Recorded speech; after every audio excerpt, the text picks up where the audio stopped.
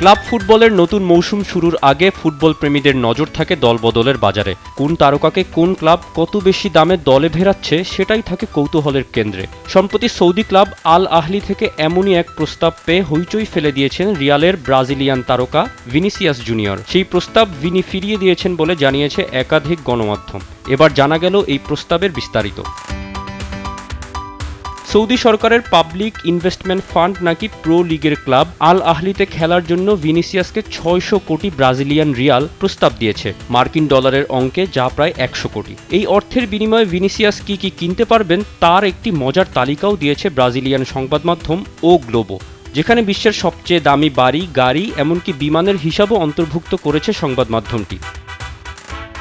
গড় হিসাব করলে প্রস্তাবিত চুক্তি অনুযায়ী প্রতি সেকেন্ডের জন্য 38 ব্রাজিলিয়ান রিয়াল করে পাবেন ভিনি। মিনিটের হিসাবে সেটি হয় 2.29 প্রতি সপ্তাহ বিবেচনায় নিলে এই অঙ্ক দাঁড়ায় 2,50,00,000 আর বছরে 10,20,000 রিয়াল। সর্বোপরি 5 বছরের জন্য সেটি হবে 600 কোটি ব্রাজিলিয়ান রিয়াল বা 100 কোটি মার্কিন ডলার।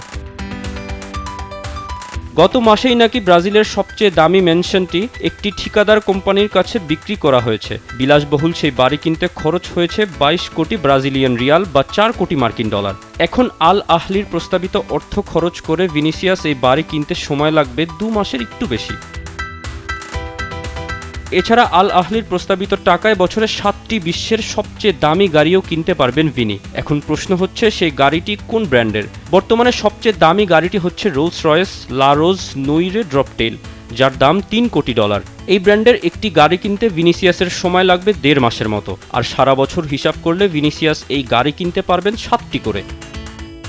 ও গ্লোবো দেখিয়েছে ব্যক্তিগত এয়ারক্রাফটের হিসাবও। এক্ষেত্রে ব্রাজিলের আকাশে যেসব উড়োজাহাজ ওড়ে তার মধ্যে সবচেয়ে দামি বিবেচনা করা হয় বোম্বার্ডিয়ার গ্লোবাল 7500। 2021 সালে নির্মিত এই উড়োজাহাজের মূল্য ব্রাজিলিয়ান মুদ্রায় 37 কোটি 60 লাখ রিয়াল বা 7 কোটি 30 লাখ মার্কিন ডলার।